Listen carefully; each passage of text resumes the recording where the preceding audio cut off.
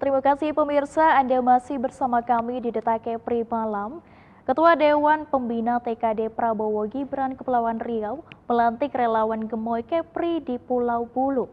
Dengan kehadiran Gemoy Kepri diharapkan dapat menciptakan politik santun bagi generasi muda dan memenangkan Capres-Cawapres Prabowo Gibran di Kepulauan Riau.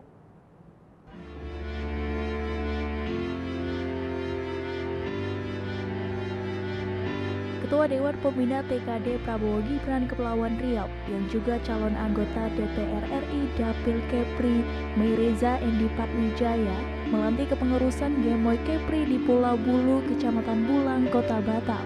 Selain dihadiri Dewan Pembina Gemoy Kepri yang juga anggota DPRD Provinsi Kepri Ririn Warsiti, pelantikan anggota Gemoy Kepri ini juga dihadiri oleh sejumlah masyarakat Pulau Bulu.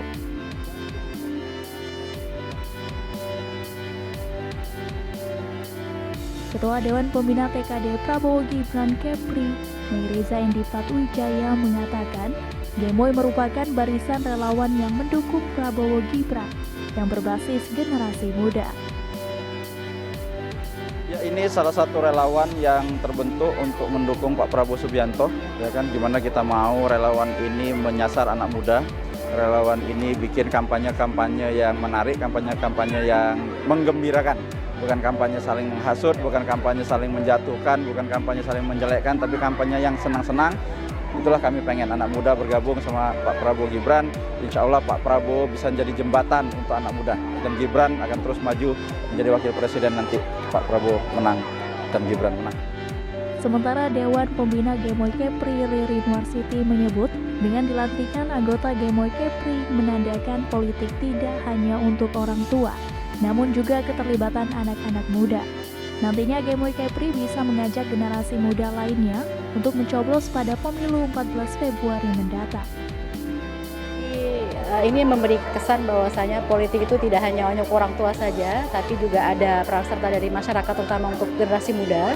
Gemoy ini kan gemes ya, jadi pesan kita adalah bahwasanya politik ini penting untuk peningkatan sumber daya manusia, khususnya untuk anak-anak Gen Z dan milenial, agar supaya ikut berpartisipasi aktif yang selama ini golput. Kita mengajak para anak muda untuk datang ke TPS dan mencoblos pada saat 14 Februari 2024 mendatang, agar supaya banyak lagi generasi muda yang khususnya di Kepri.